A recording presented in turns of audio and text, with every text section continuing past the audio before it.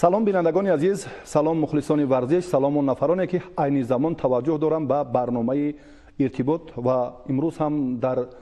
доираи албатта мусобиқоти зиёди варзишӣ ва ҳамчунин дар заминаи сиёсати варзишпарваронаи асосгузори сулҳу ваҳдати миллӣ президенти ҷумҳурии Тоҷикистон муҳтарам Эмомалӣ Раҳмон албатта варзиш ҳамеша рушд меёбад ва нуфузу мартаба ва мавқеи дастаҳои мунтахаб ҳам дар арсаи бо шукӯҳи байналмилалӣ бештару зиёдтар мегарданд. қадами устувор дар арсаи ҷаҳонӣ албатта боз ин шаҳодат аз таваҷҷӯҳи бевоситаи ҳукумати ҷумҳурии Тоҷикистон ба намудҳои варзиш ва алахусус варзишҳои миллӣ маҳсуб меёбад ки заминаи ҳамаи пирӯзӣ ва дастовард албатта аз ҳамон ибтидои хишти аввал ва таваҷҷӯҳи бештари ҳам мураббиён ва ҳам варзишгарон манша мегирад. фестивали бозилҳои миллии варзишӣ як омили таҳкимбахши рушди бемайлони соҳа маҳсуб меёбад. албатта барои баррасии ҳамин мавзӯъ ки мо дар барномаи имрӯзаи иртибот бо ҳам сухан хоҳем гуфт, меҳмонони арҷмандро фурсат дорем ки ба шумо маърифӣ кунем ки эшонро даъват кардем ва даъвати моро пазируфтанд. қадамашон хайру мақдам. ва Назарзода муовини раиси кумитаи ҷавонон ва варзиши назди ҳукумати ҷумҳурии Тоҷикистон, котиби генералии кумитаи миллии олимпии ҷумҳурии Тоҷикистон Муҳаммадшоҳ Абдуллоев ва котиби генералии федератсияи гӯштини миллии ҷумҳурии Тоҷикистон ва нафари масъули ҳамин фестивали бозиҳои миллии варзишӣ Сарахон Эмомов ки қаблан шуморо хайрамақдам мегӯем ва имрӯз сабаби ба вуҷуд омадани ҳамин як омили таҳкимбахшандаи варзишҳои суннатӣ дар чӣ буд? ташаккури зиёд. боиси ифтихор аст ки дар зарфи 26 соли соҳиби истиқлолии кишвар маҳз бо дастгирӣ ва ғамхӯрии шабонарӯзи пешвои маъзами миллат дар баробари намудҳои олимпӣ ва намудҳое ки имрӯз ба ҷомеаи ҷаҳонӣ маърифӣ карда истоданд, ҳукумати ҷумҳурии Тоҷикистон ба эҳёи намудҳои миллии варзиш ки дар асл ба суннат ва таърихи миллати тоҷик махсусан ба хотири тарбияи ҷавонпарварона ва умуман омодагии дифоии пеш аз ҳама миллати тоҷик ва дар асл дар таърихи миллати тоҷик ба қаҳрамонони халқи тоҷик ки бевосита варзишгар буданд ва мо аз таърих медонем ки корнамои Ширак, Деваштиш, Муққана, Теймур Малик ки ҳама онҳо дар асл паҳлавонон буданд ва варзишҳои миллии ё намудҳои миллии варзишро талқин мекарданд ва аз наслз ба наслз то ба мо расиданд ва имрӯз ҳукумати ҷумҳурии Тоҷикистон бо дастгирии бевоситаи пешвои маъзами миллат ба хулосае омад ки ҳатман бояд намудҳои миллии варзиш эҳё шаванд ва насли ҷавони кишвар варзишгарон бештар ба он таваҷҷӯҳ кунанд ва ба хотири омавияти варзиш, ба хотири таҳкими тарзи ҳаёти солим, ба хотири ҷалби ҳарчи бештари мардум ба солимӣ, ба омодагии дифоӣ намудҳои миллии варзиш имрӯз рушд ёфта истоданд ва аз қайд кардан зарур аст ки дар арафаи ҷашни 25-солагии истиқлола давлатии ҷумҳурии Тоҷикистон соли 2016 нахустин маротиба дар варзишгоҳи ҷумҳуриявӣ намоиши фестивали бозиҳои миллии варзишӣ таҷлил гардид ва дар асоси супориши рӯбардастгоҳи иҷрои президенти ҷумҳурии Тоҷикистон аз 8 феврали соли 2017 фармоиши дахлдор кумитаи тадорукот, консепсияи баргузорӣ ва тамоми ҳуҷҷатҳое ки барои баргузории фестивали бозиҳои миллии варзишӣ зарур буданд таздиқ гардиданд ва хушбахтона бо таҷрибаи бисёр хуб, бо такя ба таҷрибаи бисёр хуби варзишии президенти федератсияи футболи Тоҷикистон муҳтарам Рустам Эмомалӣ бевосита раиси кумитаи тадорукоти ин бозиҳо интихоб гардиданд ва хушбахтона мо давоми 6 моҳи соли ҷорӣ тавонистем ки марҳилаи якум ва дуюми фестивали бозиҳои миллии варзиширо ки аз рӯи 8 намуди даставӣ ва аз рӯи 10 намуди намоишӣ ба нақша гирифта шуданд баргузор намудем ва хушбахтона дар марҳилаи дуюм ки дар арафаи ҷашни наврӯзи байналмилалӣ ва марҳилаи дуюм дар арафаи ҷашни ваҳдати умумимиллӣ баргузор гардиданд мо тавонистем зиёда аз 28 ҳазор варзишгар ва дар маҷмӯъ 263 ҳазор мухлисро ба ин чорабиниҳо фаро гирем و عین زمان تمامی منطقه یعنی دسته‌های منطقه معین گردیدند، دسته‌های ولایت معین گردیدند و عین زمان آمودگی که بیوست از جانب مخمود و کولادور دولتی یعنی کمیته کور بو جوانان و ورزش در همکاری با کمیته ملی المپی، فدراسیون فوتبال تاجیکستان و دیگر فدراسیون‌هایی که مسئول برگزاری این شورابین در اساس کمیته تدارکات هستند آمودگی داده استودیم و کوشش میکنیم که شورابینی که در عرفه جشن 26 سالگی استقلال دولتی جمهوری تاجیکستان در شهر دوشنبه جنبست میگردد و نمودوی اون در گرد و اطراف یعنی نوعی توبه مرکز نیز با یک شکوه حکومت خصوصا تجلیل میکردند. بار دیگر توجه و مقصد اساسی برگزاری اون احیای بازی‌های ملی ورزشی و هوسمندی نورسان و جوانان به ترغیب و جلب هرچی بیشتری این نموده می باشد. تشکر زیاد. البته باز یک پیش از آنی که ما با اندیشه و فکرهای جالبی باز دو مهمانی ارجمند توجه کنیم، اینجا هم بار دیگر با استفاده از این فرصت مناسب توجه میکنیم با خود نظر و اندیشه خود بینندگان و مخلصان همیشگی برنامه ارتباط که همیشه با ما در رابطن و میتوانند که هر یک فرصت هر یک لحظه با تلفن هایی که الکی حالا از کارگردان خواهش میکنیم که باز این لحظه هم شماره تلفن ها رو در نوار به ما نشان دهند. البته تشکر زیاد این فرصت که الکی مخلصان آگاهی دارند و میتوانند که توسط تلفن همین استودیوی مرکزی با ما در تماس باشند و راجع به همین موضوعی که ما مطرح کرده ایستادیم فکر، اندیشه و نظرهای جالب خود رو بیان کنند و سوالهای خود رو هم میتوانند مستقیما پیشنهاد نمایند به نمایندگان کمیته های مربوط به ساحه که عین زمان در استودیوی مرکزی قرار دارند. و فستیوال بازی‌های ملی ورزشی من گمان میکنم یک زمینه تحکیم بهر فردای قوی کردن نمودهای المپی محسوب می‌یابد، چون که یک سرچشمه های معتمدی که شما البته توجه میکنید بهر باز هم قوی کردن همون مرحله های اساسی و بعدا انتخاب دقیق دسته های منتخب و همچنین باز انکشاف یافتن همین نوع های المپی و این هم یک توجه بیشتر است که کمیته ملی المپی در این زمینه چه کار میتواند سامون دهد. بار دیگر تشکر میکنیم برای دعوت شما و از نام کمیته ملی المپی جمهوری تاجیکستان همین رو گفتنی هستم که با همگان معلوم است کمیته ملی المپی جمهوری تاجیکستان در سراسر جمهوری تاجیکستان حرکت المپی را رهبری و معرفی میکند و همزمان ورزش نمودهای المپی را در عرصه بین المللی معرفی میکند و با همگان معلوم است که در جمهوری تاجیکستان نمودهایی هستند که خیلی نزدیکی دارند با نمودهای المپی و از نقطه نظر بنده این نمودها اساسگذاری آمادگی ورزشکاران به نمودهای المپی می باشد. مثلا من گفتنی هستم درباره گشتین جودو که اصلا این گشتین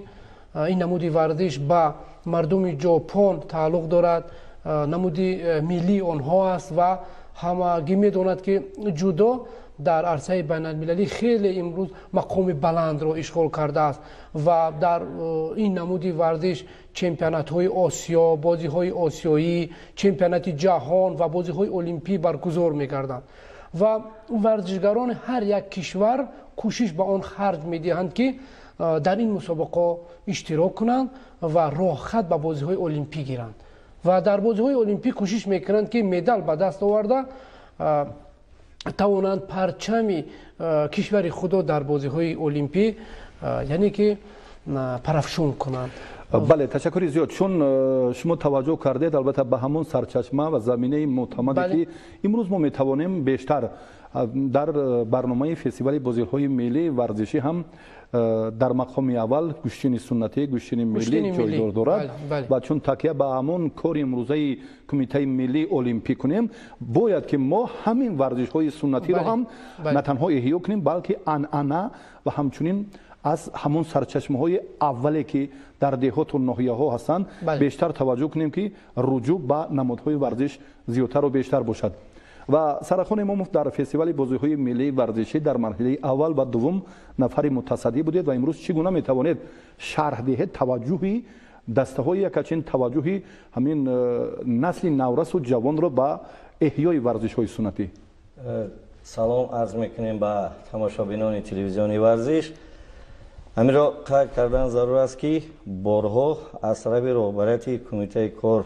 бо ҷавонон ва варзиши назди ҳукумати ҷумҳурии Тоҷикистон дар вақти сафарҳои хизматӣ ба шаҳру ноҳияҳои ҷумҳурии Тоҷикистон ҳангоми гузаронидани фестивалҳои марҳилаҳои аввал ва дуюмин ки баргузор шуданд, ман дар як чанд ҷои он иштирок кардам ва таваҷҷӯҳ зори кардам ки алахсус дар вилояти Хатлон дар ҷанбасти марҳилаи дуюме ки дар ноҳияи Данғара дар ҷанбасти он тамоми вилояти Хатлон дар он ҷо ҷанбасти марҳилаи дуюмро карданд, хеле ва хелеам пурҳашамат ва бо як хубию бо як идроки хелеам наздик ба хоси миллии мо гузашт.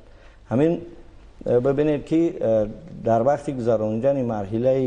ниҳоии вилоятӣ дар он ҷо ҳамон писарбачаҳо бо он либосҳои миллӣ ки таваҷҷӯҳи сарвари маъзами миллати мо мисол имрӯз ба либосҳои миллӣ чӣ қадар зиёд аст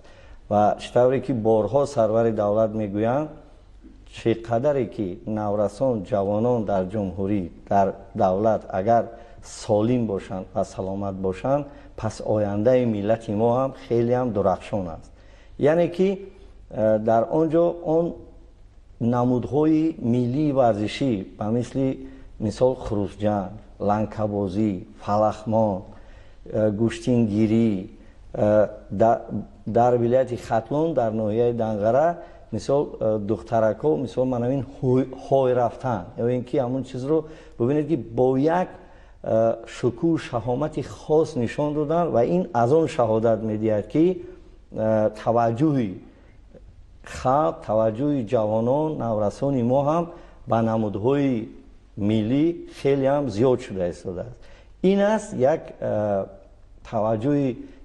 роҳбарияти давлат ки дар байни халқ, дар байни омма мисол эҳё намудани муқаддасоте ки аз ниёгони мо ба мо мондааст. боқӣ мондааст. ташаккури зиёд мегӯям. албатта дар як фурсат, дар як лаҳза дар ин ибтидои суҳбати мо ҳам фикрҳои ҷолиб баён кардед ва ин ҷо айни мудоост ҳам як ишораи коргардон ба хотири таваҷҷӯҳи мо ба сюжаи аввалин ки дар марҳилаи дуюми фестивали бозиҳои миллии варзишӣ ки дар шаҳри Душанбе баргузор гардид, ҳамон сюжаро манзур кунем ва бинандаи закӣ ҳам хуб эҳсос мекунад ки ҳамон намудҳои варзиши суннатӣ ки ба фестивали бозиҳои миллии варзишӣ шомиланд, албатта аз куҷо сарчашма гирифтанд, чӣ тартиб аст ва чӣ тарзу чӣ шаклро дар бар мегирад. ва боз бори дигар аз ҳамин фурсат истифода бурда муроҷиат мекунем ба мухлисон و بینندگان همیشه تلویزیونی ورزش که الکی شماره تلفن های ما رو خوب میدونن، میتوانند که با ما در تماس باشند و با نمایندگان کمیته های مربوط به ساحه و نفرانی که امروز موظفند در فستیوال بازی های ملی ورزشی سوال های خود را البته مستقیما ابراز دارند و پاسخ گیرند از متصدیان و نمایندگانی که معرفی کردیم. و حالا کارگردان فیروز بختیبکوف اینجا اشاره کردن، ما توجه میکنیم به سیوژه و مرحله دومی فستیوال بازی های ملی ورزشی در شهر دوشنبه.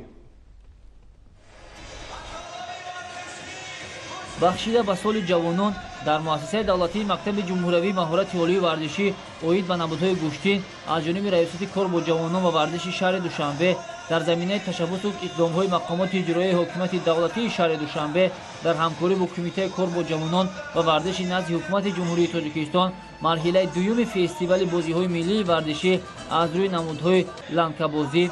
چلیک دنگل، گوشتین ملی، چوگان‌بازی، بندکشی، بندپرک، سنگ برداری، کمانوری، بیجل‌بازی و غیره ها برگزار گردید. باعث ذکر است که از جانب ریاست و بخش‌های کار با جوانان و ورزش ناحیه‌های شهر دوشنبه و در مجموع در تمام جمهوری با مقصد احیا و رشد نمودهای ملی ورزش در جمهوری تاجیکستان در سطح ناحیه، ولایت و شهر دوشنبه جهت ترغیب و تشویق هرچه بیشتر نورسان و جوانان و تحکیم طرز حیاتی سالم در رفع تجدید جشن نوروز بین‌المللی مرحله اول فستیوال بازی‌های ملی ورزشی برگزار گردیده بود و این مرحله دوم به حساب می‌رود. تحقیق رفتی ملاقات اساسگذار صلح و وحدت ملی پیشوای ملت پرزیدنت جمهوری تاجیکستان محترم امامعلی رحمان با ورزشکاران و مسئولین ساحه در سال 2010 زمینه مساعدی را برای رشد و انکشاف تربیت جسمانی و ورزش گذاشت. تحقیق رفت که ورزش همچون سمت افضلیتناک سیاست اجتماعی، تربیت شخصیت‌های سالم ҳифзи беҳдошти саломатӣ оммавӣ гардониндани он дар мамлакат яке аз вазифаҳои асосӣ ба ҳисоб меравад. раисати кор бо ҷавонон ва варзиши шаҳри душанбе тасмим гирифтааст ки марҳилаи дуюми фестивали бозиҳои миллии ورزشی را برگزار گرداند. این هم باشد ترغیب و تشویق طرز حیات سالم، بلند برداشتن حس وطن دوستی و زنده گرداندن نمودهای ملی ورزشی می باشد که در آینده ما چقدر که به همگان معلوم است از 24 تا 1 ایول یکم را ما چهاربینی ورزشی را از 6 نمود ورزش برگزار میکنیم و دسته یکچین شهر دوشنبه را معین کرده و مرحله نهایی که در استقلالیت 9 سپتامبر برگزار می‌گردد پیشکش می‌کنیم. برای تشویق و ترغیب طرز حیاتی سالم میان نورسان و جوانان از جانب مقامات اجرایی حکومت دولتی شهر دوشنبه با مقصد عمومی گردانیدن مشغولیت‌های ورزشی و سالیمگردانی فراغت نورسان و جوانان، جلب هرچه بیشتر اهالی و مشق‌های سبک ورزشی، رشد سالیمگردانی و بلند خاطری ساکنان و مهمانان پایتخت دوام سال‌های 2010-2015 بیش از 56 عدد میدانچه‌های معاصر ورزشی و بازی کودکان در شهرک و محله‌ها و جای‌های مناسب شهر دوشنبه ساخته مورد استفاده قرار داده شد. و ساختمان میدان‌های نو ادامه دارد که آن برای رشد و انکشاف ورزش و جلب هرچه بیشتر کودکان و نورسان به انتخاب طرز حیاتی سالم مساعدت خواهد کرد. مرحله نهایی فستیوال بازی‌های ملی ورزشی در شهر دوشنبه ماه سپتامبر بخشیده به استقلالیت دولتی جمهوری تاجیکستان برگزار کرده می شود که آنهایی که در مرحله های اول و دوم غالب برآمدند شهر و ناحیه های خود را در دور نهایی نمایندگی خواهند کرد. طوری که حلقه باز از نزدیک آگاهی پیدا کردیم، همون نمادهایی که هم با ورزش‌های نمایشی شامل بودند و با نمادهای ورزش‌هایی که در حیات دستوی هنرنمایی می‌کردند و اینجا علاقه بینندگان فعالتر شدند. کارگردان هم اشاره می‌کند که یک نفر در خط علاقه‌اند. الو و علیکم السلام. از نزد آینه نیلگون کمی دورتر باشید که صداتون قدر درست نیست. بله کمی شما دورتر باشید از نزد آینه نیلگون. الو بسیار یک حالتی که کمی اینجا با سبب‌های تکنیکی هم علاقه کنده شد و ما برمیگردیم به همون لحظه. باز فرصتی هست که یک لحظه دیگر توجه میکنیم. باز اینجا هم کارگردان بیان کردن صدای البته باز تا با زنگ تلفن نوبتی چون اینجا اشاره کردیم این زمان توسط سامانه‌های رسمی و اجتماعی و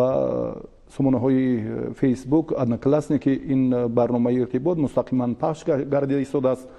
و همچنین توسط تلویزیون ورزش که اینجا هم امکانیت بیشتر است برای خود بینندگان، برای هواداران ورزش کشور که توجه کنند با باز معلومات مکمل و مفصل تر گیرند و اکنون راجع به برگزاری مرحله سوم فستیوال بازی‌های ملی ورزشی باز البته فکر و نظر خود رو هم بیان سازم و خلاصه عمیق اینجا توجه میکنیم چون همون مرحله دوم که سامان یافت اینجا هم بیشتر اکنون برای خاتمه دادن همین مرحله سوم یعنی مرحله نهایی هم مسئولین و همون دسته های موفقی که بهتر و از نگاه خود کارشناسان استعدادشان افضلتر بود در مرحله نهایی در همون روزهای عرفه جشن استقلالیت دولتی جمهوری تاجیکستان البته در شهر دوشنبه شرکت خواهم ورزید و می‌خواستیم باز کمی معلومات مفصل‌تر می‌داده که چگونه ترتیب برگزاری و شکل درستی که حالا ما می‌توانیم باز کارگردان هم اینجا بیان کردن همون نمودهای ملی ورزشی که از روی مسابقه‌های دستوی برگزار کرده می‌شود اینجا هم در نوار ببینیم و بعدا مرامت فکر مورد ذکر است که افضلیت فستیوال بازی‌های ملی ورزشی که در مرحله یکم و دوم برگزار گردیدند یعنی در همه این نمودهای ورزش تنها با مقصد تحکیم طرز حیاتی سالم و عمومیت ورزش مردم عادی یعنی نورسان و جوانانی که طبق قانونگذاری جمهوری تویستان یعنی جوانان از سن 14 تا 30 سال اشتراک می نمایند و اون جوانانی که ویو ورزشگر کسبی نیستند یعنی جوانانی که در اصل در محل هستند و ویو بوری نخست هم اگر گوییم خطا نمیکنیم ویو از روی قابلیت و استعدادشون به فستیوال نمودهای ملی ورزشی فرو گرفته شدند و افضلیت دیگرشون است که یعنی یگان ورزشگران کسبی ورزشگرانی که نامزد به استاد ورزش هستند در فستیوال نمودهای ملی ورزشی اشتراک نمیکنند یعنی فستیوال ملی ورزشی تنها به خاطر عمومیت و به خاطر دریافت استعدادهای نو است که توسط برگزاری همین چیز ما یعنی در مرحله یکم تمام شورابین در سطح دیها در سطح جماعت‌های دیهود برگزار گردیدند و بهترین ورزشگران رو بهترین چهره ها رو دریافت کردند که اونو امکانیت پیدا کردند که در مرحله دوم یعنی در سطح منطقوی ولایت‌ها که برگزار گردید قابلیت خود رو استعداد خود رو نشون دادند و یعنی دسته ها علاقه در مرحله دوم در سطح منطقه معین گردیدند و این زمان درخواست دسته ها برای اشتراک به مرحله سومی که در پایتخت مملکت شهر دوشنبه و شهر نوی گرد اطراف پایتخت برگزار می‌گردند آمادگی دیده استودند و کمیته تدارکات فستیوال بازی‌های ملی ورزشی به خلاصه اومد که از امروز اعتباراً تو برگزاری مرحله سوم فستیوال بازی‌های ملی ورزشی یعنی تو سنه 10 سپتامبر سال جاری سلسله چورابینی‌های ورزشی سالمگردانی و فهماندهی همزمان سلسله برنامه‌های تلویزیونی رو به خاطر فهماندن ماهیت و محتوای نمودهای ملی ورزشی و نمودهای نمایشی که است یعنی تاریخ پیدایش اونها ترتیب برگزاری این چورابینی‌ها و سبب و مقصدهای اساسی احیا نمودن اونها و هرچی بیشتر عمومی نمودن اونها در بین عمومی باشد. ما یک چیز رو قید کردن ضرور است که امروز دیگر نمودهایی که یعنی هم نمودهای ملی نیستند و هم نمودهای المپی نیستند که بیشتر به کشورواری شده استودند باید قید نمود که هر یک نمود ورزش که از این یا اون ملت است حتما وای تاثیر خود رو به ایدئولوژی میرسوند و امروز ما نیز کوشش کرده استودیم که هرچی بیشتر نمودهای ملی خود رو به خاطر ارجگذاری به خاطر تحکیم خودشناسی جوانان و وطن دوستی جوانان به خاطر مخصوصا افتخار از ملت و دولت توجیک اظهار نمایند و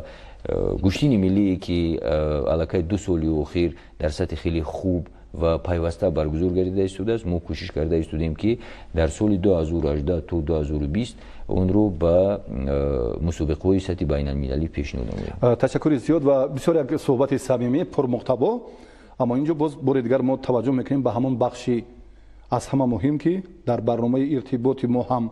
رکلام است و بعدا برمیگردیم به این موضوعی که خیلی فراخ و وسیع اینجا شرحش عینی مداست.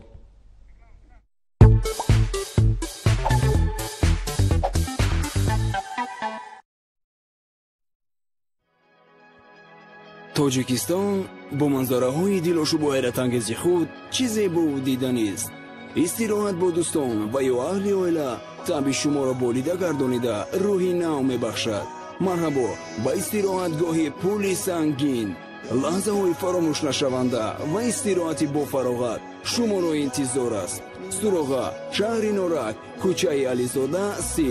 تلفن برای معلومات 44 601 20 02.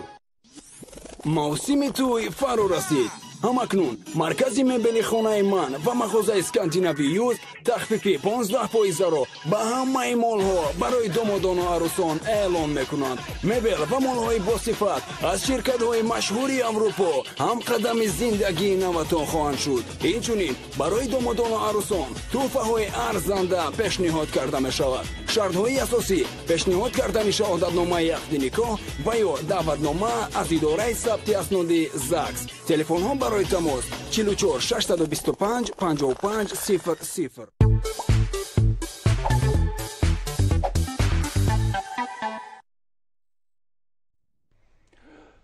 بیاید توجه میکنیم بار دیگر به همون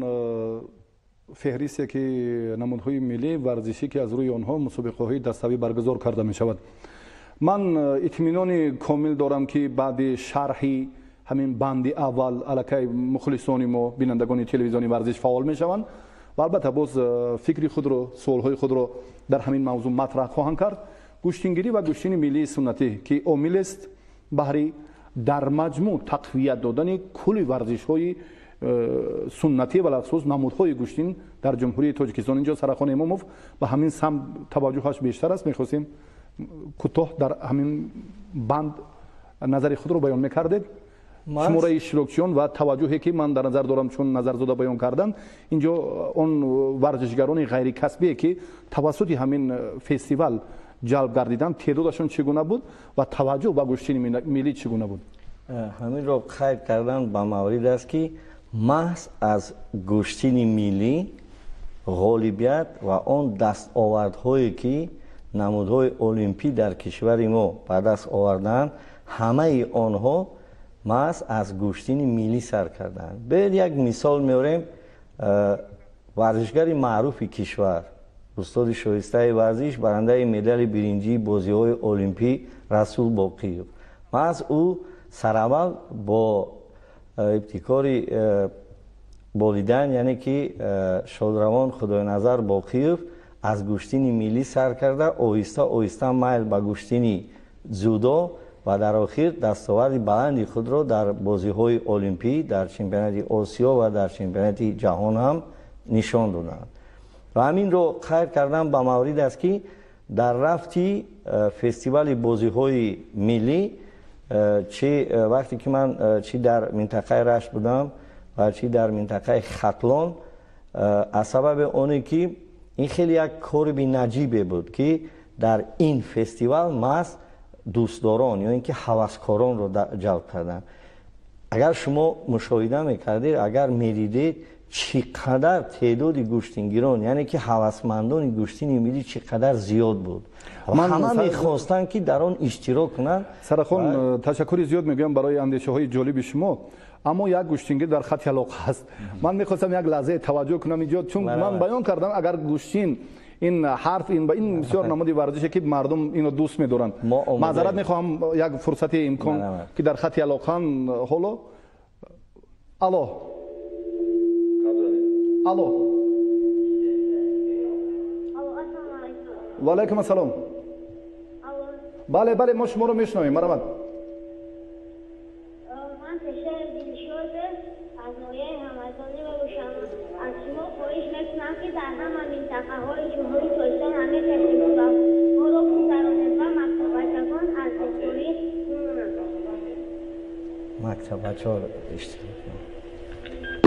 саломат бошед. ташаккури зиёд. ин сухан албатта рабт дорад ба назарзода ва мехостам албатта инҷо андешаи сарахон эмомовро бо ҳам бишнавем ва баъдан такя мекунем ба фикри намояндаи кумитаҳои марбут. мо дар якҷоягӣ бо кумитаи кор бо ҷавонон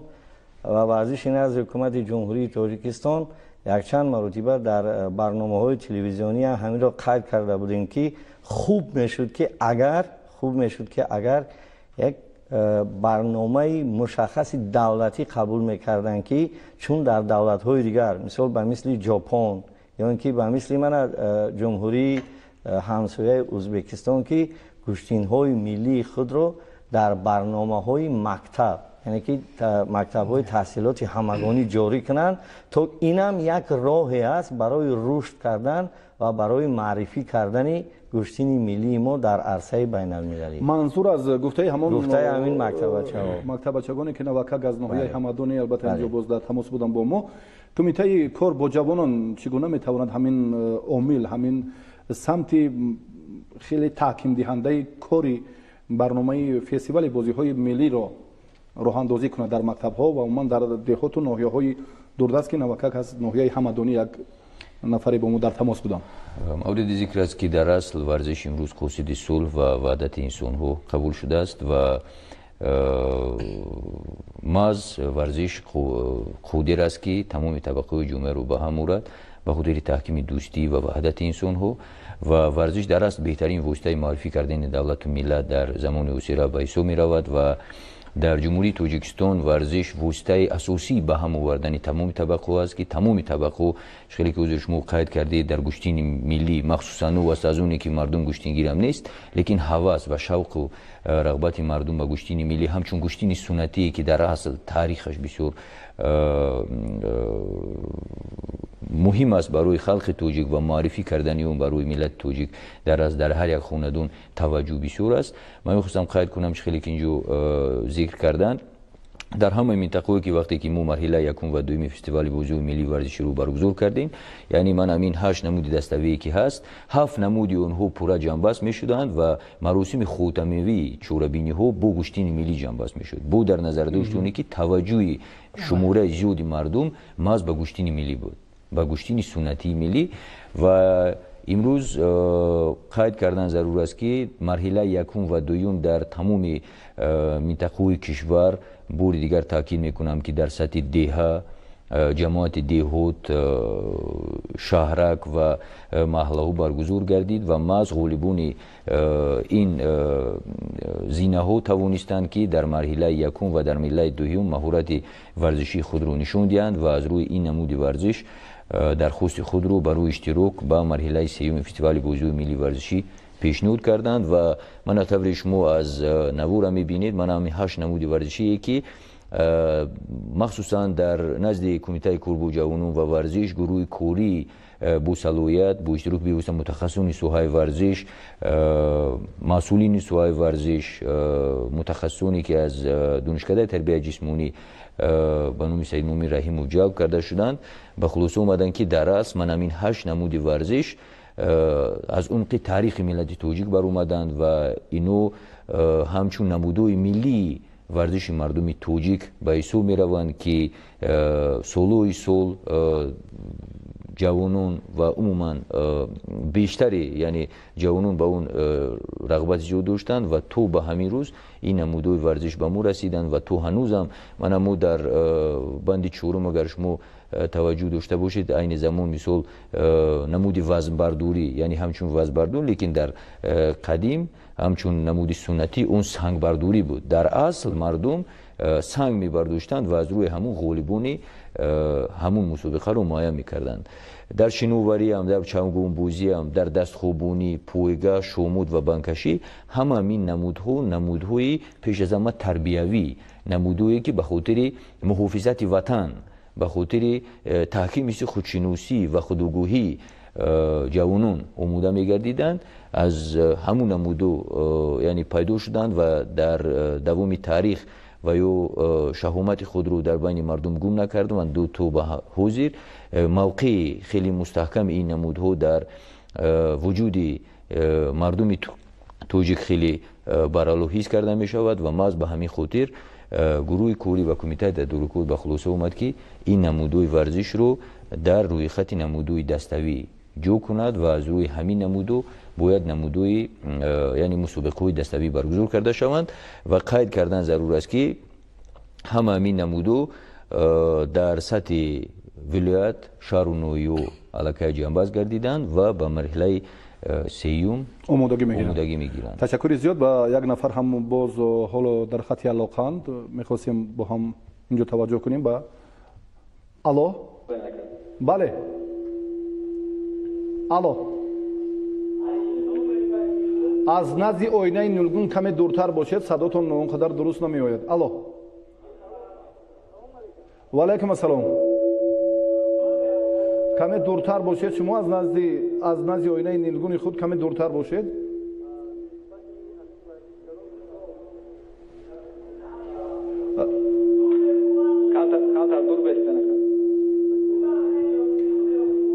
الو صد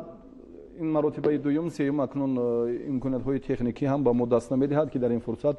باز علاقه برقرار شود و باز نفری که در خط تلفن بود. من از بینندگان همیشه تلویزیون ورزش از مخلصان دائمی برنامه ارتباط با دیگر خواهش میکنم که با تلفن های 221 90 13 در تماس باشند، اما از آینه نیلگون خود کمی دورتر باشد که صدای شما اونقدر درست فهمان نیست. و توجه میکنیم به سوالهایی که در سامانه های رسمی و اجتماعی ما درج گردیدم. گل آثار سهراب یک ورزشگربانوی карате دو بیان کردند که بسیار خوب است که ورزش های سنتی البته رشد می‌یابند. این هم با شایسته دستگیری است. قبلا اینها در تنتنه نوروز بین المللی همین نمودها بیشتر مورد توجه مسئولین بود، اما اینجا باز یک شهامت و زیبایی به همون خاطر است که الکی نوابسته از جشن‌های خود ملی ما در دوام البته 4 فصل ما میتوانیم که توجه کنیم به ورزش‌های سنتی. آیا همین نفرانی که در فستیوال بازی‌های ملی ورزشی موفق می‌گردند صاحب جایزه یا عنوان یا مکافات می‌گردند از جانب کمیته کار با جوانان؟ بله، یک چیز رو قید کردن مهم است که در اساس قرارات مشاوره کمیته کار با جوانان و ورزش نزد حکومت جمهوری تاجیکستان الکی نمودوی ملی ورزش از سال 2018 به تقویم چوربینی‌های عمومی ورزشی سالمگردانی و جلب بیشتری ورزشگران به ورزش و تامین اشتراک ورزشگران در مسابقات سطحی بین المللی در سال 2018 وارد می‌گردند و این امکانیت می‌دهد که هرچی بیشتر توجه مخامات وکالت‌داری دولتی و تمام مخامات‌های داخل وزارت اداره و تشکیلات مؤسسه‌ها محض به خاطر احیا و تحکیم نمودهای ملی ورزش ظاهر می‌گردد و وابسته به این در تمام فصل سال سلسله چوربینی‌های عمومی ورزشی برگزار می‌گردند و کمیته کار با جوانان و ورزش در زمینه قبول برنامه مجموع رشد تربیت جسمانی و انکشاف ورزش کوشش نموده است که هرچی بیشتر سال‌های آینده یعنی افضلیت رو به نمودهای ملی ورزش دهد که آنها منش خیلی کوزیر از نبو را می‌بینیم اکثریت نمودو ماز زمینه اساسی برای مودة کردن ورزشگران به بازی‌های المپی و نمودهای المپی می‌باشند. بله، تشکر زیاد. باز یک نفر دیگر هم عین زمان اشاره کردن کارگردان که در علاقه‌اند. الو الو الو بله بله بله بلندتر گپ زنید. الو الو و علیکم السلام.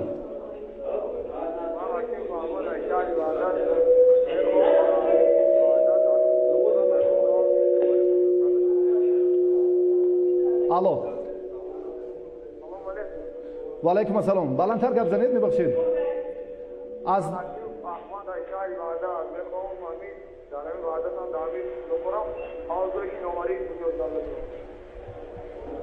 سلامت باشید. الکی فکری نفری که در علاقه بودن از شهر وحدت برای باز تأسیس دادن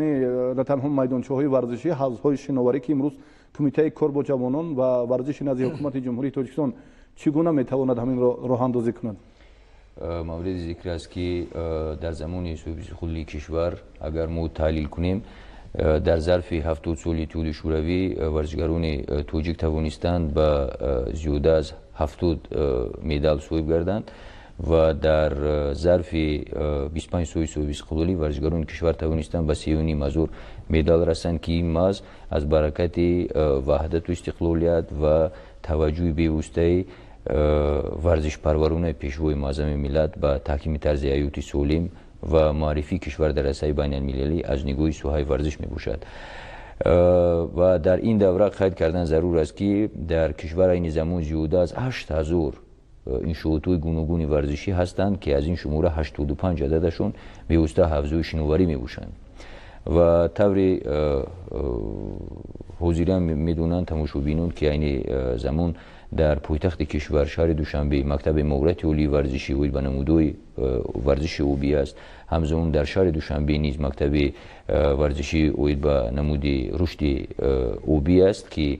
همه روزه دست پروران این نمود به اون مشق کرده ایستادند و این زمان از جانب حکومت جمهوری تاجیکستان چقدر سلسله توجه و غمخوری به خاطر رشد نمودی ورزش اوبی هست در تمام قلمرو کشور، مخصوصا حوزه‌های به طلبات موثر جوابوی شناوری آماده گردیدند و حتی ما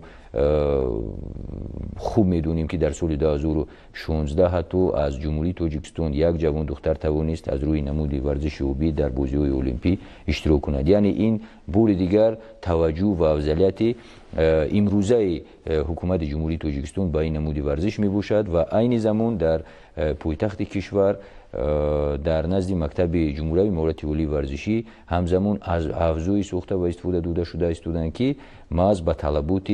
برگزاری شورابینی و سطح بین المللی مطابقت دارند. امکانات ها که با وجود آید البته باز در دیگر مناطق کشور در شهرهای بزرگ مملکت هم توجه به ورزش شناوری بیشتر می شود. مخصوصا در قسمت اگر تماشابین این زمان سوال دادند ورزشگویی که برای 28000 یعنی تماشابین ساخته شده است در یگان قلمرو جمهوری با چنین شهامت با چنین مساحت ورزشگاه وجود ندارد. البته در حدود همین ورزشگاه هم البته اینجا امکان پذیر است که البته باز دیگر سکسی های ورزشی هم عمل سازد و از جمله باز خود حوزه شناوری هم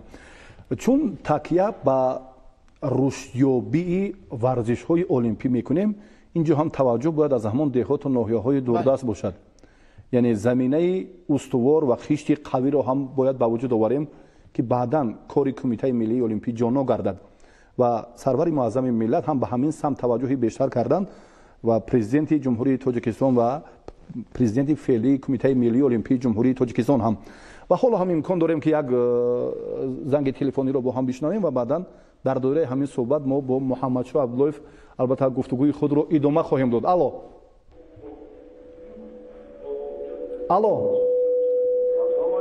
و علیکم السلام.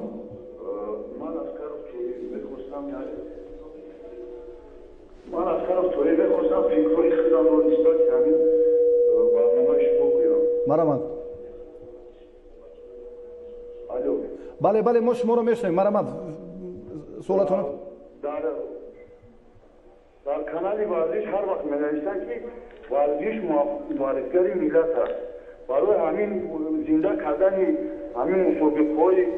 نمودهای ورزش ملی این خوب است. بهتر است که بعدا تاریخ ما ندونیم آینده پیش نمیریم. لیکن با در همین مسابقه‌هایی که در برای نمودهای المپی را در نظر دارم بیشتر میشد و بازیگران ما تیار میشدن بهتر میشد. از جمله در سال 1985 هولبوک موسه در شهر بولگوگراد ما در خدمت عسکری بودیم چمپیون شده بود در توبی چرمی. تشکر زیاد سلامت باشید. علاقه من از همان ابتدای سخنش احساس کردم که البته نفری که در خط علاقه بودن چی میخواهد. ابتدا از همان احیای ورزش های سنتی و بعدا تکیه به فوتبال با هولبوکی که حالا در ناحیه واسه حیات جوانان مکملن و در این رشته ورزش هم مخلصان خیلی زیادن. و برمیگردیم به سوالی که مطرح شد و موضوعی که بررسی گردید در همون دایره احیا و همچنین رشد بیمیلان ورزش های نمود المپیک چون ابتدا علاقه بیان کردیم که از کجا سرچشمه میگیرد و آیا میتوانیم که راجع به سوالی همون نفری از شهر وحدت و در منبعد هم برای باز هم تقویت دادن کاری منبعد کمیته ملی المپی که برخی از نمودهای ورزشی که علاقه در همین فهرست و بستی اول و سوم و پنجم شاملن اینجا هم تکیه به کار شما دارند. بله خیلی درست قید کردم و محترم نظرزاده این اقدام نیک است جهت برگزار نمودن بازی‌های ملی با این وسیله احیا نمودن نمودهای ملی که به تاریخ تمدن مردم تاجیک تعلق دارد و کمیته ملی المپی جمهوری تاجیکستان در نوبت خود با کمیته کار با جوانان ورزش و سیاحی نزد حکومت جمهوری تاجیکستان علاقمندی زیست دارند. همکاری داریم و در برگزاری این چهاربینی ها همکاری های خوب بودند و من همین رو باز تکیه به آن میکنم که ورزشگران بهترین که امروز در عرصه بین المللی برآمد میکنند آنها از همون دهات پیدا شدن، از همون نمودهای ملی یا گوشتین ملی که این اساس دیگر گوشتین ها هست و هنگام برگزار نمودن این گوشتین ملی که اصلا در نوروزی برگزار میگردد و از قدیم مردم ما به این نمود خیلی توجه خاص دارند و در گذشته چقدر مردم تاجیک با گوشتین ملی، چوگان بازی، شاهمات، کمانوری، تیراندازی خیلی توجه داشتند و این گونه чорабинои варзишӣ баргузор мекард ва дар ҳангоми баргузор намудани бозиҳои миллии варзишӣ мо бисёр чеҳраҳои навро пайдо кардем ва онҳоро даъват кардем ба кумитаи олимпӣ, яъне ки ба намудҳои олимпӣ. хеле ки мо гуфтем гӯштини миллӣ ки ба гӯштини дзюдо наздикӣ дорад, мо варзишгареро пайдо кардем ки хеле маҳорати хуб дорад ва метавонад ки дар ин намуди олимпӣ муаррифгари давлату миллати мо дар асаи байналмилалӣ бошад ва ба хотири ғамхорию дастгирӣ мо барои ӯ стипендияи олимпӣ эълон кардем ва мо ҳоло ҳам омода ҳастем ки якҷоя ҳамкорӣ кунем ва ҷиҳати пайдо намудани чеҳраҳои нав ва даъвати онҳо ба намудҳои олимпӣ. албатта кумитаи миллии олимпии ҷумҳурии тоҷикистон ин иқдомро дастгирӣ мекунад ва кӯшиш ба он харҷ мекунем. чунон ки муҳтарам Назарзода қайд карданд, вазифаи мо ин аст ки бояд ки мо намудҳои миллии худро дар арсаи байналмилалӣ муаррифӣ кунем. чунон ки мо курашро мебинем, кураш ки ҳоло намуди миллии Ӯзбекистон эълон шудааст дар арсаи байналмилалӣ, вале аз гуфтаи мутахассисон ва коршиносони соҳа бармеояд ки ин гӯштини миллии мо буд. ин гӯштини миллии бухороӣ ном дошт. сараввал ин гӯштини бухороӣ буд ва онро гирифтан як номивазкунӣ кардан ва аз сабаби оне ки бо хел гӯем бо айб гӯем ё ин ки бо як бемасъулиятии бархе аз кормандоне ки он солҳо буданд, вақте ки онҳо байни якдигар дар бораи қоидаҳои ин гӯштин ба якдигар рост наомаданд, як гурӯҳ хост ки қоидаҳои гӯштини худро пешбарӣ кунад, дигар гурӯҳ ва ҳамин шуд ки муддати 3 сол вақте ки инҳо ба якдигар мусоҳиба карданд ва дар охир онҳо тезтар аз мо ин гӯштинро гирифта дар арсаи байналмилалӣ бароварданд ва бибинед ки ҳоло дар бозиҳои осиёгӣ ҳам фикр мекунам шомил шудааст. бале пеш аз оне ки яъне ки мо агар кӯшиш кунем, яъне ки мо кӯшиш кунем, мана як боз иқдом ине ки ҳам ҳаст ки аз федератсияи гӯштини миллии вилояти Суғд иқдом карданд ки дар охирҳои моҳи август агар кумитаи кор бо ҷавонон варзиши назди ҳукумати ҷумҳурии Тоҷикистон агар аз тарафи онҳо дастгирӣ ёбад ва ин кору иқдомро агар чиз кунанд, федератсияи нав таъсиси гӯштини миллии вилояти Суғд бо сарварии Бозоралӣ Қурбонов мехоҳанд ки як мусобиқаи кӯчаки байналмилалӣ бо даъвати варзишгарони Қазоқистону Осиёи марказӣ созмон диҳанд ки инам як иқдоме аст барои мисол рушди гӯштини миллӣ дар ҷумҳурии Тоҷикистон. бале пеш аз оне ки мо намудҳои варзиши худро ба арсаи байналмилалӣ барорем, бояд заминаи таҳким, заминаи густариши ҳамонро аз деҳоту ноҳияҳо аз минтақаҳои ҷумҳурии Тоҷикистон ба вуҷуд оварем, ҳамон марҳилаҳоро қавӣ созем ва баъдан рушди бемайлони он дар тамоми саросари кишвар афзоиш ёбад ва баъдан тавонем ки хулосаи амиқу дақиқи худро роҷеъ ба тақвият додан ва дар арсаи байналмилалӣ маърифӣ кардани намудҳои варзиши суннатӣ, албатта нақшаҳои худро амалӣ созем. гӯштингирӣ, чавгонбозӣ, шиноварӣ, вазнбардорӣ, дастхобонӣ, пойгаҳ чун ба масофаҳои муайян, шоҳмоту банкашӣ ба намудҳои варзише ки мусобиқаҳои даставӣ баргузор мегарданд. пеш аз он бахши реклама сарахон боз таваҷҷӯҳ мекунем ҳоло ба саволи навбатӣ. алло алло алло ассалому алайкум акаҷон. акаҷони азиз, ҳамин як савол дорем ҳаминҷа ки ҳамин мобайни ҳамин духтарако ҳамин мусобиқаи гӯштин бахшед ҳамин Тоҷикистони ҳамонашид шуда ками кам ҳамин чор духтараки дорем ҳамиёра як пешниҳод кунем ҳамин гӯштинда ёд бигирам, як охирбаён як медал бигирам биёрам. ташаккури зиёд, саломат бошед. сарахон ҳам табассум дорад. масъул котиби генералии федератсияи гӯштини миллии ҷумҳурии Тоҷикистон марамад. дар ҷаласаҳои ахири федератсияи гӯштини миллии мамлакат тасмим гирифта шуд ки шуруъ аз соли 2018 аз наврӯзи байналмилалӣ боз як вазни дигареро барои бонувон, чӣ хеле ки мо 5 вазн мисол дар наврӯзи байналмилалӣ барои ҷавонон ё ин ки калонсолон баргузор мекунем мо тасмим гирифтем ки як вазни мушаххас барои бонувон ҳам карда бонувони тоҷикро ба болои гилеми паҳлавонӣ чун гурдофаридҳои намуни пеш ки ино ҳам метавонанд ки маърифгари ин миллату ин сарзамин бошанд. бале панҷгонае ки дар чемпионати осиё дар шаҳри бишкеки ҷумҳурии қирғизистон ширкат варзиданд албатта ин қадамҳои нахустин аст бо ки нест ки албатта онҳо муваффақ нагардиданд аммо дар як марҳила зафар ёфтанд ва нафари дигараш ҳам дар марҳилаи дуюм зафар ёфт ва дар сафҳаи сеюм ноком шуд. мисол он духтараки дигаре ки аз сарбанд ҳаст ман бисёр вақт дар бисёре аз чорабиниҳои варзишӣ ки дар ноҳияҳо баргузор мегардад оиди гӯштини миллӣ мебинам ки онҳо бар писарон ҳам ғолиб меоянд. яъне ки ин аз он шаҳодат медиҳад ки дар ҷумҳурии тоҷикистон бонувон низ нисбати гӯштини миллӣ яъне ки ин як муҳаббати хоса доранд ва бале мо ҳам хеле ҳам мамнунем аз ин саволи онҳо ва ҳатман мо ин иқдомро пеш мегирем ва ҳатман барои бонувон як вазн ё ду вазнро ҳатман дар мусобиқаҳо ҷорӣ мекунем то ки бонувони мо ҳам тавонанд гӯштин гиранд ва соҳиби ҷоиза гарданд соҳиби тӯҳфаву ва дигар чизҳои нек бошанд. саломат бошед. боз як саволи дигар ҳоло як бинандаи хеле фаъоли мо ҳам дар тамосанд. алло алло алло салому алайкум шаб бахайр.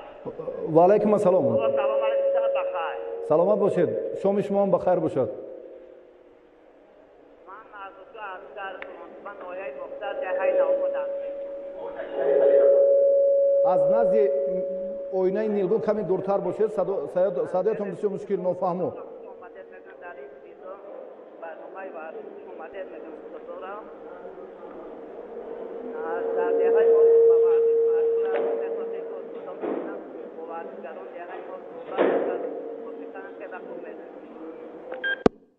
мутаассифона ҳамин қадар кӯшишу талош ҳам кардем лоақал як ҷумлаи солим ҳам пайдо нашуд ки фикрашонро дар маҷмӯъ фаҳмем ки чӣ мехоҳад. бисёр имкониятҳои техникӣ дар ин ҷо албатта маҳдудтар заифтар ин ҷо ҳам агар нафарони мутасадди ба ҳамин самт мароқи бештар зоҳир мекардам беҳтар буд. як чӣ иллате ки фарогир буд ки дар ин дидор он қадар солҳо матраҳ нагардидам ва воқеан ҳам хуб мешуд ки агар дар вақти савол додан аз телевизион яъне ки аз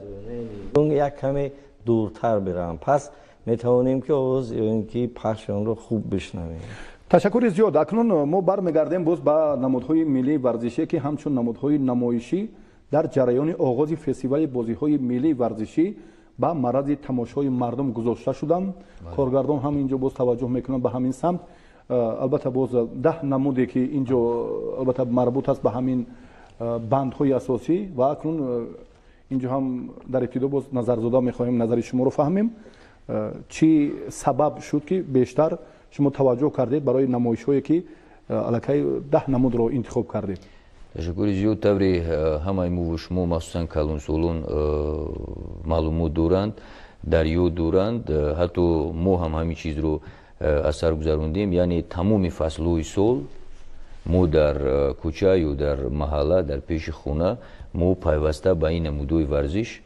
машғул будем ва мутаассифона айни замон вақте ки мо марҳилаи якуми фестивали бозиҳои миллии варзиширо гузарондем дар баъзе қисмати намоишӣ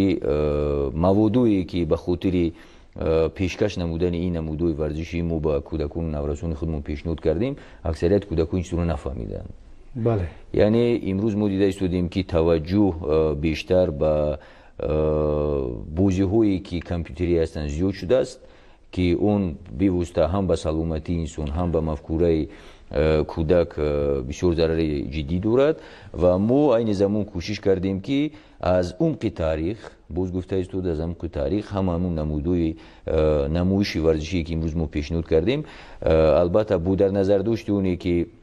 солҳои оянда мо кӯшиш мекунем ки аз даруни ҳама ҳамин намудҳои варзиш боз намудҳои даставиро низ пешниҳод кунем ва айни замон дар марҳилаи якум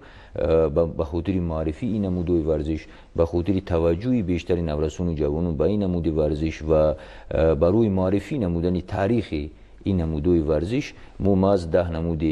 نمایشی رو معین کردیم که هم در مرحله یکم و هم در مرحله دوم در مراسم آغاز و انجام فستیوال بازی ملی ورزشی از جانب گروه نورسان و جوانان این نمودهای ورزش این زمان همچون نمایشی یعنی همچون توجه نورسان و جوانان امروزه با این نمودو که در اصل این نمودهای تاریخ بازی ملی ورزش بودند و در تاریخ ملت توجیک این نمودو همه روزه در عمل بودند و در وقت بازی مردم در وقت خولگی نورسان و جوانان این نمودو ماز به خاطر تحکیم سلامتی نورسان و جوانان خدمت خیلی کلان کردند و از نسل به نسل از پدر به پسر و از عموما اجدادانی که این نمودهای ورزش حفظ نگاه داشته شدند ترتیب برگزاری اونها تاریخ اونها تو به ما رسید و بوری دیگر طوری میبینیم از من شمشیر زنی کمونوری فلوغ مول پرتویی همین نمودو مخصوصا به خاطر امنیت مخصوصا انسان به خاطر نگاه داشتن خودشون از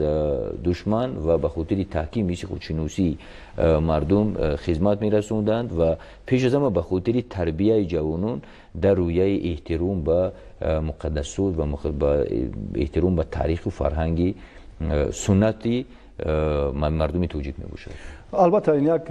اقدام نجیب است چون سرور معظم ملت هم توجه بیشتر به احیای ورزش های سنتی دارند. ما هم در برابر همه سمت همه کارهایی که امروز موظفیم باید بیشتر هم به همین نقطه به همین بند به همین بست تکیه کنیم توجه بیشتر کنیم. 8 نوع ورزشی که نمودهای البته ملی ما رو در بر میگیرد و مسابقه های دستوی برگزار گردیدن خیلی قبول پسند مردم شریف جمهوری تاجیکستان هستند و اینجا هم 10 نوع ورزشی که اینجا بیان کردن به طور نمایشی پیشنهاد کردن. البته هر یک مناطق کشور ولایت سوق، ولایت مختصری کوهستانی بدخشان، ختلان، شهر و ناحیه‌های تابع مرکز هم با جهت‌های فرق کننده خود در همین جا شرکت ورزیدند. در 2 مرحله که بیان کردن اینجا هم در سامانه اجتماعی ما یک نفر از شهر دوشنبه سوال کردن که آیا جهت‌های فرق کننده داشت یا نه در مرحله اول و دوم که سرخوان شما موظف بودید امام مفتی؟ ببینید که مثال در هر یک ناحیه یا اینکه در هر یک وقتی که تشریف میارید در بسیاری جاها فرقیت بین چیزها هست. مثال چطوری که اگر ما توجه کرده باشیم مثال اوان جوانی وقتی که ما لنکه بازی میکردیم ما مثال من یاد دارم خوب یاد دارم که همون پوستی بره و همون پوستکی بابایی رو میبریدی و مثال در وای سور مثل مونده بعد. لیکن حالا ببینید که چقدر چیزهای نو است لیکن وقتی که احیا کردنی چیزهای سنتی هست اما دیدیم که در بسیاری از مناطق‌های جمهوری بعضی از بازی‌هایی که نمایشی هم که هستن از یکدیگر فرق میکنن. برای همین این خیلی هم خوب است که مثال در بسیاری جاها وقتی که میبینی مثال من همین در روی خط رقم 2 ایستاده است چلیک دنگل در بسیاری مناطق این چیز رو نمیفهمند چون که این رو مثال من در شهر دوشنبه هم بعضی از نورسان وقتی که سوال میکنی اونا نمیدونن چون که این چیز قریب بود که از بین رفته بود. لیکن خرسندانه این چیز خوب است. این برای مهارت برای مثال ریس کردن مثال سالمی هر یک انسان خوب است. مهارتی مثال جسمانی آدم را باز قوی تر میکند. قوی میکند. یک نفر ایام کمالات و جوانی خود رو به یاد آورد این زمان در خط علاقه. الو بله و علیکم السلام. کمی شما دورتر باشید از نزد آینه نیلگون صدایتان اونقدر شنوا نیست. شماتون بخیر. سلامت باشید. از شما هم بخیر باشد.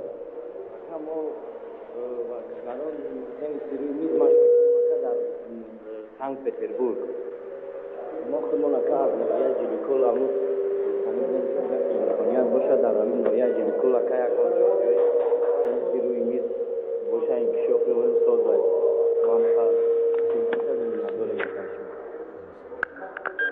تشکر زیاد. گوشتین ملی تنیسی روی میز و بعضی نمودهایی که از ناحیه جیلیکول بیان کردن، اینجا یک نفر هم سوال دادن و بسیار خطی علاقه علتهای خیلی مشکل تر که شنیدن و اینجا بیان کردن این فکر هم خیلی مشکل، بسیار باعث تاسف اینجا هم البته کارمندانی و بیا توجه میکنیم اکنون به نظر خود متخصصان که چی فکر دارن. تشکر زیاد. طوری وزیر محترم موافقت کردند وقتی که ما در بررسی معین کردن هم نمودوی دستوی هم نمودوی نمایشی بودیم، تمام نزدیکی منطقه رو به نوبت گرفتیم و از روی تاریخی بازی‌های ملی ورزش خلق توجیک نمودو بسیار بودند، لیکن ما از همین 10 نمود ورزشی بو در نظر داشت نزدیکی به هم داشتن و خصوصیت ملی داشتن همین نمودو مو انتخاب شدند و طوری وزیر قید کردن من همین نمودو نو بس از اونی که در مثال ولایت مختار کوهستان بدخشان، در سوق، در ولایت ختلون نمودی یا نومی این نمودو خصوصی همون منطقه هست، لیکن در اصل ترتیب برگزاری همون با همدیگر شباهت و نزدیکی دارد و ما به خاطر همین چیز همین 10 نمود نمایشی رو پیشنهاد کردیم و کوشش میکنیم که در مرحله سوم فستیوال ملی ورزشی باز چخیل گوییم تاریخ این نمودوی ورزش و زیبوگی این نمودوی ورزش رو، یعنی چیزی که از اون تاریخ اومد همون رو به تماشابینون و به تمام نوسان و جوانون به مردم تاجیکستان پیشکش کنیم تا هرچی بیشتر توجه مردم به این نمودو بیشتر و زیادتر شود و طوری ما دیده استودیم که همه روزه هم در پایتخت کشور هم در سراسر مملکت سوخته با استفاده داده شدن میدانچه‌های ورزشی، تالارهای ورزشی و ورزشگاه‌ها در جریان دارد. ما کوشش کرده استودیم که هرچی بیشتر خیلی که سالوی پیش بود و ما هم شاهد بودیم که در سطح کوچه، در سطح خونه ما همه روزه و پیوسته به این نمودو یعنی شامل بودیم و همه روزه اون رو بازی میکردیم وابسته به موسم سال. باز به همین چیز باید ما نوسان و جوانان رو برگردونیم و حتما به خاطر تحکیم طرز حیات سالم و عمومیت ورزش هم کلان سالان و هم جوانان رو هرچی بیشتر به نمودوی ملی ورزش ماز به خاطر ارجگذاری و ماز به خاطر تحکیم طرز حیات سالم جلب نماییم. تشکر زیاد. اینجا هم بسیار اندیشه های جالب بیان گردیدند. از آنی که دعوت ما رو پذیرفتید ما سپاس و تشکر میگوییم. اداره گزارش ها و پخش مستقیم تلویزیون ورزش البته تصمیم دارند گروه ایجادی و تکنیکی که به 8 نمود ورزشی که به مسابقه های دستوی شاملند برنامه های مخصوص رو در سلسله چورابینی ها، سلسله برنامه ها با شرکت کارشناسان و متخصصان ورزیده بررسی طرحریزی کنند. البته همیشه با مخلصان فعال بینندگان تلویزیون ورزش، البته این هم خوب است و باز در نوع ورزشی که به طور نمایشی هم اینجا در برنامه فستیوال شاملند به این موضوع هم ما بیشتر تکیه میکنیم. اگر با ساعت‌های طولانی هم گفتگوی ما ادامه یابد البته اطمینان داریم که این هم که مال ماست ورزش‌های سنتی اند و توجه بیشتر تکیه به همان سمتی که سرور معظم ملت کردن امروز هم یک عامل خیلی تحکیم دهنده سالمی ملت، سالمی عامه است. نسل نورس به این جوانان هم توجه بیشتر دارند. گوشتینگیری یا گوشتین ملی سنتی تنها به همون بحثی بندی اولی که در نمودهای دستوی اینجا اشاره شده است ما میتوانیم که البته نه تنها یک ماه بلکه تا به آخری همین سال البته باز بیان کنیم فکر اندیشه چورابینی های زیاد رو البته با همین وقت هم محدود است. یعنی امکانیت ها فراخترند. منبر بلندی مؤسسه دولتی تلویزیون ورزش امکانیت بیشتر میدهد که با کارشناسان همیشه ما فعال و پیشرفت و نمونه باشیم. ماهیت مفهومی همین رو که از جانب سرور معظم ملت پرزیدنت جمهوری تاجیکستان محترم امامعلی رحمان مطرح گردیدن البته باز با مردم بهتر و خوبتر فهمونیم. این ابتدای کاری ماست و اولین برنامه‌ای که در ارتباط مطرح گردید و هفته دیگر هم البته باز متخصصان دعوت میشوند. بار دیگر برای تشریفتون سپاسگزاریم که دعوت ما رو پذیرفتید و بینندگان عزیز البته بار دیگر هم از شما سپاسگزاری میکنیم новобаста аз он имкониятҳои техникӣ ки маҳдудтар буданд ва мо садои шуморо он қадар дуруст ҳам нафаҳмидем, аммо дар маҷмӯъ бо ҳамон як ишора ҳам эҳсос кардем ки шумо мехоҳед ки дар барномаи мо ҳам ширкати фаъолона дошта бошед. албатта ҳафтаи дигар дар ҳамин вақту соат мо шуморо интизорем. то ба дидори дигар, сарфарозу муваффақ бошед.